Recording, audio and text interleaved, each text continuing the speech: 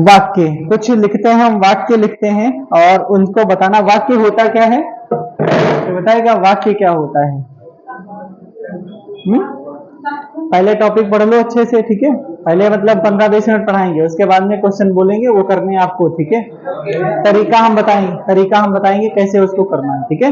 देखो जैसे हम लिखते हैं यहाँ पर, इसकी परिभाषा पूछी जाती है आपसे, परिभाषा से क्वेश्चन पूछा जाता है और हम लिखते हैं, क्या लिखते हैं, लिखा है कि जो सार्थक, लिखा है सार्थक शब्दों का योग, शब्दों का योग, सार्थक शब्दों का योग, पहला ऑप्शन ये है, उसे वाक्य कहा जाता है।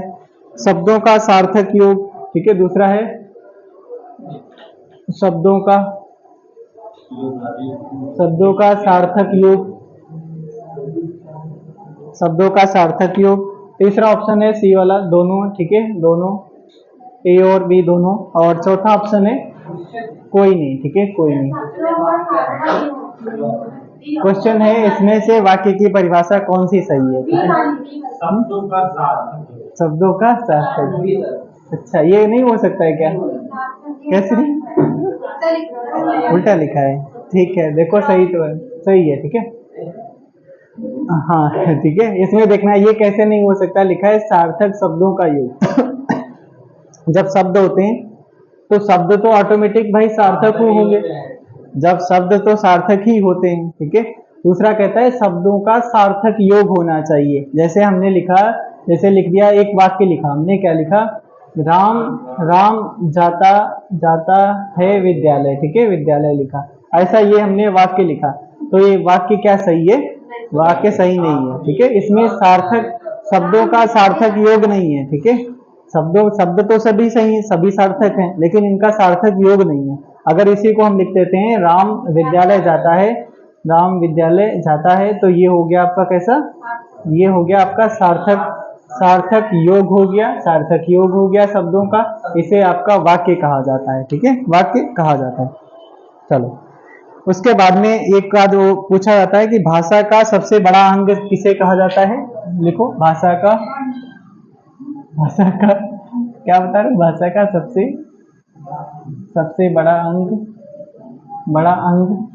या फिर पूछा जाएगा व्याकरण का सबसे बड़ा अंग किसे कहते हैं। और एक क्वेश्चन और बनता है, भाव या भावार्थ के आधार पर भाषा की सबसे बड़ी इकाई, भाव या भावार्थ के आधार पर,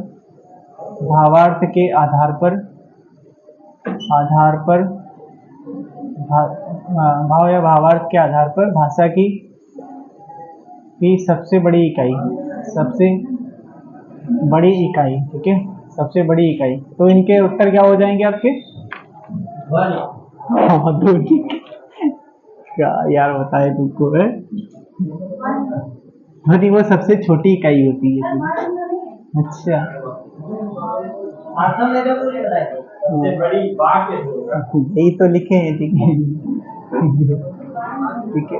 इनके दोनों के उत्तर वाक्य है, ठीक है, वाक्य को कहा जाता है, ठीक है, वाक्य कि भाषा या व्याकरण का सबसे बड़ा अंग कौन सा है, तो ये वाक्य होता है। भाव या भावार्थ के आधार पर जो भाषा की सबसे बड़ी इकाई कौन सी, वाक्य होती है, ठीक है।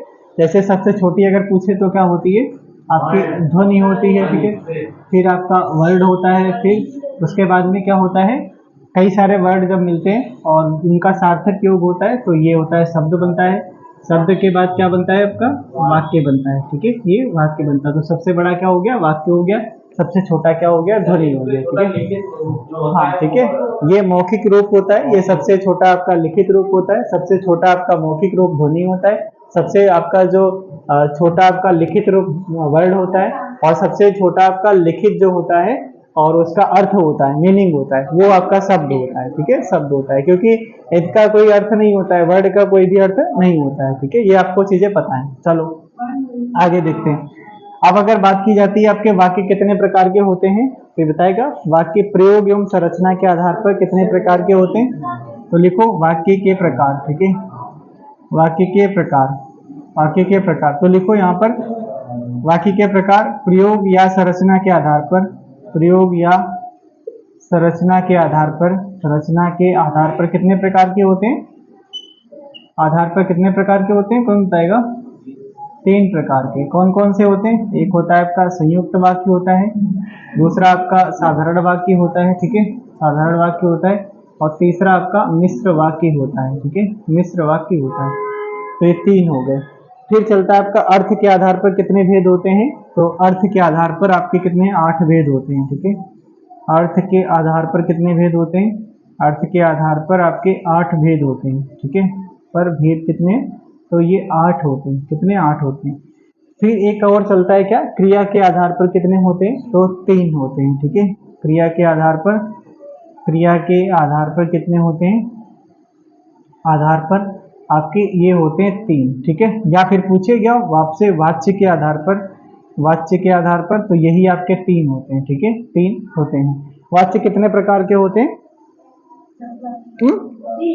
क्रिया के आधार पर वाच्य कितने होते हैं? 3 होते हैं, ठीक है, 3 होते हैं। तो ये हो गए आपके, हाँ, इसमें 8 प्रकार के अर्थ के आधार पर अगर पूछे 8 प्रकार के, प्रयोग या संरचना के आधार पर आपके 3 प्रकार के, संयुक्त वाक्य, साधारण वाक्य, मिश्र वाक्य, और क्रिया के आधार पर आपके होते हैं, आपके 3 होते हैं, या फिर वाच्य जो होते हैं आपके ये भी 3 होते हैं, ठीक है। अब चलते हैं आपको कैसे पहचानना है कौन सा वाक्य मिश्र, पहले इनको पढ़ेंगे ये वाले वाक्य, ठीक है, जो आपके संयुक्त वाक्य है, साधारण वाक्य है, मिश्र वाक्य है, ठीक है, मिश्र वाक्य।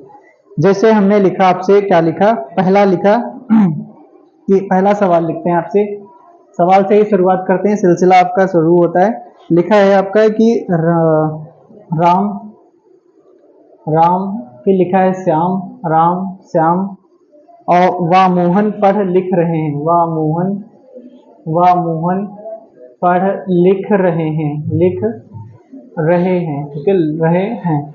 अब आपको बताना है इनमें से कौन सा वाक्य है ये, ठीक है, इन 3 में से, इनमें से कौन सा वाक्य है, ठीक है, मिश्र वाक्य है, शाबाश, ठीक है, क्या बात है, धन्यवाद, ठीक है, शाबाश, ठीक है। ओ, कहाँ से पढ़े हो? हमको भी बताओ, हम भी पढ़ के आते हैं उन्हीं से, ठीक है। ये साधारण वाक्य है, ठीक है, हाँ, बस वही वही तो वही मतलब हमने शुरुआत इसलिए किया था, ये वाला लिखा, हमने सोचा भाई पूछे देखे किसी को बताएगी नहीं, ठीक है। तो अब बात करते हैं, हाँ, पहचानने की बात करते हैं, ठीक है। लिखा है साधारण वाक्य है, ठीक है, लिखो साधारण वाक्य क्या होते हैं, पहला उसमें डाल लो साधारण वाक्य, ठीक है, साधारण वाक्य, हेडिंग अपनी डाल लो हल्का सा, इसमें लिखना साधारण होगा, सिंपल होगा, बिल्कुल, ठीक है, सिंपल होगा, सिंपल मतलब सिंपल होगा। तो इसमें क्या होगा, एक आपका उद्देश्य होगा, तो एक उद्देश्य होगा, और एक ही आपका विधेय होगा, ठीक है, एक ही आपका विधेय होगा। अच्छा, ये होते क्या है? उद्देश्य का मतलब क्या होता है? उद्देश्य का मतलब सीधा सीधा होता है, कर्ता से होता है, ठीक है, कर्ता से होता है, तो मतलब उसमें एक ही कर्ता होगा, उस वाक्य में एक ही कर्ता होगा, ठीक है, एक ही कर्ता होगा। जैसे आपके वाक्य में, जैसे भी कोई भी वाक्य होता है तो उसमें क्या चलता है? कर्ता होता है, ठीक है, फिर उसके बाद में क्या होता है? कर्म होता है, फिर उसके बाद में क्या होता है? क्रिया होती है, ठीक है, क्रिया होती है, फिर उसमें कारक चिन्ह वगैरह होते हैं, बस इतना मेन रोल आपका इन लोगों का होता है, बाकी कारक चिन्ह आपके जुड़े रहते हैं, ठीक है, कारक चिन्ह जुड़े रहते हैं। तो ये होता है वाक्य की आपकी रूपरेखा बनती है ऐसे। अब बात करते हैं, जैसे आपका लिखा है हाँ, जैसे आपका लिखा है, एक सिंपल सा पहले लिखते हैं, और इसमें लिखना कि एक जो आपका कर्ता, ये तो हमने बता दिया, जो आपका कर्ता होता है उसी को उद्देश्य बोलते हैं, ठीक है, उसी को उद्देश्य बोलते हैं। साधारण वाक्य में लिखना एक चीज और लिखना कि कर्ता के साथ साथ कर्ता का विस्तारक भी शामिल किया जाता है, लिखो कर्ता के साथ साथ, साधारण वाक्य में ऐसे लिख लो, साधारण वाक्य में, साधारण वाक्य में साधारण वाक्य में कर्ता के साथ साथ, कर्ता के साथ साथ, के साथ साथ, कर्ता के साथ साथ कर्ता का विस्तारक भी शामिल किया जाता है, ठीक है, कर्ता का विस्तारक भी शामिल किया जाता है, ठीक है, विस्तारक भी शामिल किया जाता है, ठीक है, शामिल किया जाता है, ठीक है, किया जाता है। अभी उसमें देख रहे थे, न्यूज में दिखा रहा था कि जो अपना पेट वाला है, पेट वाला नहीं, हो सकता है इस बार मतलब समाप्त कर दिया जाए, हाँ हाँ, कुछ है, मीटिंग वगैरह हुई है, जो देखो क्या होता है। हाँ, वो उसमें क्या होगा, डायरेक्ट मतलब एक ही पेपर होगा, है नहीं, जैसे कोई भर्ती आएगी तो उसमें एक ही पेपर होगा। ऐसे क्या चलता है, ऐसे प्री मेंस दो। हाँ ठीक है।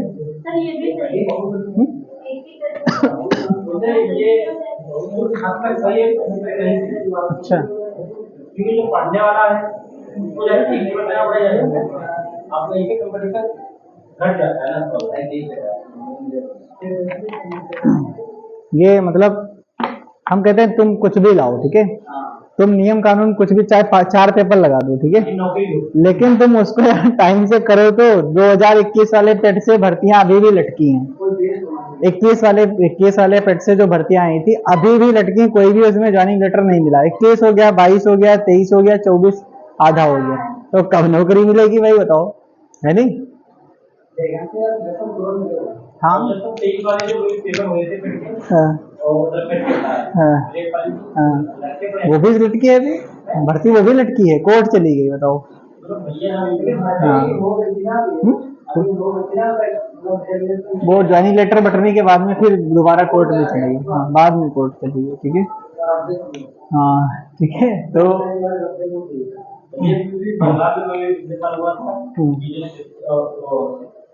शिक्षक की भर्ती नहीं निकली थी, हम्म उसमें 1 साल पूरा हो गया। हाँ वो निकाल दिए गए। बाद में पता चला उनको ये तो मेरा ये नहीं, हाँ मतलब देके पास हुए थे पैसे लेके, तो कहा पूरी 1 बार की सैलरी वापस करो। नहीं उसमें था कि उन्होंने मतलब जो आयोग था उसने बोला कि गलती से वैकेंसी आ गई थी, तो बताओ। हाँ ठीक है, बताओ क्या सिस्टम है, कौन बताओ क्या चलाते हैं, ठीक है।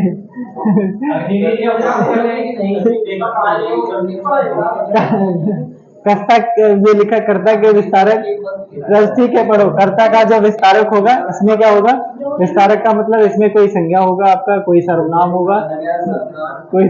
होगा, या फिर कोई विशेषण होगा, ठीक है, या फिर कोई आपका विशेषण शब्द होगा, उसे कर्ता का विस्तारक। तो ये इतना लिखा टीम टाम, इसको हम वाक्य में समझते हैं, ठीक है। देखो जैसे वाक्य लिखा है, राम का मित्र, लिखना भी है अपना, राम का मित्र, राम का मित्र, राम का मित्र श्याम, श्याम, श्याम धार्मिक, श्याम धार्मिक, पुस्तकें ज्यादा पढ़ता है, ठीक है, पुस्तकें ज्यादा पढ़ता है, ठीक है, ज्यादा पढ़ता है। अब कोई बताएगा इसमें कौन सा वाक्य है, ठीक है, बताओ कौन सा वाक्य है। हम्म? वैसे तो आपके हिसाब से तो लगेगा भाई कोई संयुक्त वाक्य होगा, ठीक है, या कोई बता दो कि मिश्र वाक्य। ये आपका साधारण वाक्य है, ठीक है, साधारण वाक्य, कोई छोटा ही नहीं होता है कि आपका छोटा सा लिखा हो वही साधारण होगा, ठीक है। ये आपका साधारण वाक्य कैसे, देखो जो कंडीशन हमने बताई, एक उद्देश्य होगा, एक विधेय होगा, या फिर उसके जो कर्ता का विस्तारक होगा वो भी इसमें शामिल किया जाएगा, ठीक है। देखो बात इसमें क्या है, इस वाक्य में कौन बता सकता है कि कर्ता कौन है, इस वाक्य में बता सकता है कर्ता कौन है, श्याम है, ठीक है। तो ये हाँ श्याम हो गया आपका कर्ता हो गया, ठीक है, ये कर्ता हो गया। उसके बाद में आगे देखना, उसके बाद में कर्म क्या हो रहा है इसमें, कर्म क्या, पढ़ना तो क्रिया हो गई आपकी, धार्मिक पुस्तकें, पुस्तकें, ठीक है, ये पुस्तक पढ़ रहा है, ठीक है, पुस्तक पढ़ रहा है, ये आपका ये हो गया कैसे, ये कर्म हो रहा है, ठीक है, ये कर्म किया जा रहा है। उसके बाद में ये आपका क्रिया कैसी है, क्रिया पढ़ना है, ठीक है, पढ़ना, और ये हो गया, ये हो गई क्रिया आपकी, ठीक है, ये हो गई क्रिया। अब देखना ये जो शब्द लिखा है धार्मिक लिखा है, ठीक है, कैसी पुस्तकें हैं, धार्मिक हैं, तो ये हाँ, तो ये विशेषण हो गया आपका, ठीक है, विशेषण। ये किस किस मूल मूल उससे बना है, मूल शब्द से बना है, धार्मिक किस मूल शब्द से बना है, धर्म से बना है, ठीक है। अब देखो अब इतना हो गया। अब कहता क्या है कि कर्ता का विस्तार, कर्ता का विस्तार करने वाला कौन यहाँ पर है, तो कर्ता का विस्तारक है ये इतना पोर्शन, राम का मित्र, ठीक है, तो ये हो गया राम का मित्र। तो ये आपका हो गया, देखो कर्ता एक ही तो है, कर्ता एक उद्देश्य हो गया, जितना भी पोर्शन पीछे का सब कुछ होता है इसे विधेय कहा जाता है, तो ये हो गया विधेय। तो एक हो गया विधेय, एक उद्देश्य हो गया, तो आपका कैसा वाक्य, साधारण वाक्य, ठीक है, साधारण वाक्य हो गया, ये वाला आपका साधारण वाक्य हो गया, ठीक है। चलो आगे लिखते हैं दूसरा। दूसरा आपका लिख ही देते हैं भाई, राम भोजन खाता है, ठीक है, लिख देगा है आपका, लिखो राम, लिखे राम भोजन खाता है, ठीक है, राम भोजन खाता है। तो ये क्या हो जाएगा इसमें साधारण, क्योंकि देखो राम है एक उद्देश्य है, खाना क्या है आपकी क्रिया है, ठीक है। और ये जो एक उद्देश्य हो गया, ये जितना भी पोर्शन पीछे का ये हो गया विधेय हो गया, ठीक है, ये विधेय हो गया। तो ये हो गया आपका, ये हो गया कर्ता, ये उद्देश्य हो गया, एक उद्देश्य हो गया, इसलिए कैसा होगा ये साधारण वाक्य होगा, ठीक है, साधारण वाक्य होगा, ठीक है। हाँ हाँ, उद्देश्य उद्देश्य उद्देश्य अभी बताया तो था, उद्देश्य उसी को बोलते हैं, कर्ता को ही कहते हैं, ठीक है, कर्ता को ही कहा जाता है, ठीक है। अगला लिखो, लिखा है श्याम और राम भोजन खाते हैं, ठीक है। अब इसको लिखते हैं, ये मिटा देना, क्यों भाई मिटा दिया जाए, बिल्कुल ठीक है। लिख रहे हो ना साथ में थोड़ा बहुत, हाँ ठीक है, लिखते रहो। अरे ये यार मिटा दिया गलती से, लिखो। जैसे लिखा है श्याम व राम भोजन खाते हैं, ठीक है, श्याम व राम भोजन खाते हैं, व भोजन खाते हैं, ठीक है, भोजन खाते हैं, भोजन खाते हैं, ये आपका वाक्य लिखा है। ऐसे में बताना है क्या साधारण वाक्य है, हाँ या फिर नहीं है, ठीक है। और दूसरा है या फिर संयुक्त वाक्य है या मिश्र वाक्य है, ठीक है। कैसे, अभी सर जो पहले लिखवाया था राम श्याम व मोहन पढ़ते हैं। अच्छा, देखना इसमें अगर हमने जो बताया तो आप भी तो कह सकते हो, इसमें देखो कर्ता तो दो हैं, ठीक है, हमने कहा था उद्देश्य तो एक ही होना चाहिए, है नहीं, लेकिन इसमें क्या चलता है, देखो यहाँ पर कर्ता अगर क्या है, कर्ता दो हैं या तीन हैं, जो भी हैं, ठीक है, तो यहाँ पर ये भी कर्ता है, ये भी उद्देश्य हो गया, ये भी कर्ता है, लेकिन जो इनकी जो क्रिया हो रही है दोनों क्या सेम क्रिया कर रहे हैं, ठीक है, तो इनकी सेम क्रिया है वो, इसलिए यहाँ पर क्या होगा साधारण वाक्य होगा, ठीक है, साधारण वाक्य। अलग अलग होगा तब भी आपका तब नहीं होगा, ठीक है, हाँ ठीक है, हाँ। जैसे अभी सब एक लिखा था हमने, क्या लिखा था कि क्रियाएं जब समान होंगी, ठीक है, और कर्ता क्या होंगे, कर्ता जितने भी हों वो सभी समान क्रिया कर रहे हैं, तो वहां पर आपका साधारण वाक्य होगा। जैसे अभी शुरुआत में हमने वाक्य लिखा था, क्या लिखा था, देखो फिर से, ये लिखा है राम और राम श्याम, ठीक है, राम श्याम व मोहन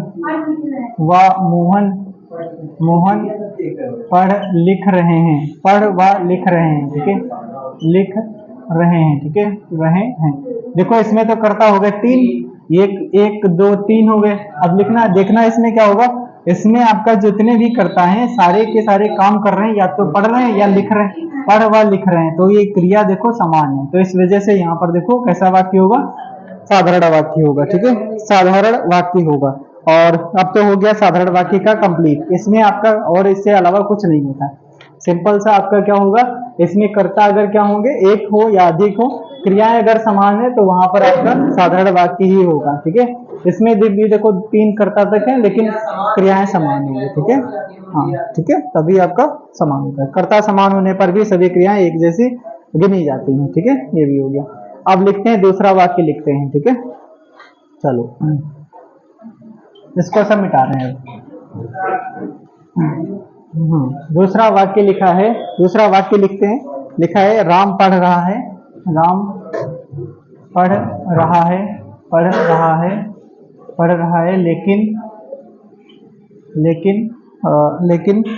श्याम लिख रहा है, लेकिन श्याम लिख रहा है, श्याम लिख रहा है, ठीक है, लिख रहा है, ठीक है। इसका बताना इसमें कौन सा आपका वाक्य होगा, ठीक है, मिश्र तो नहीं होगा, ठीक है, संयुक्त वाक्य, ठीक है, संयुक्त वाक्य।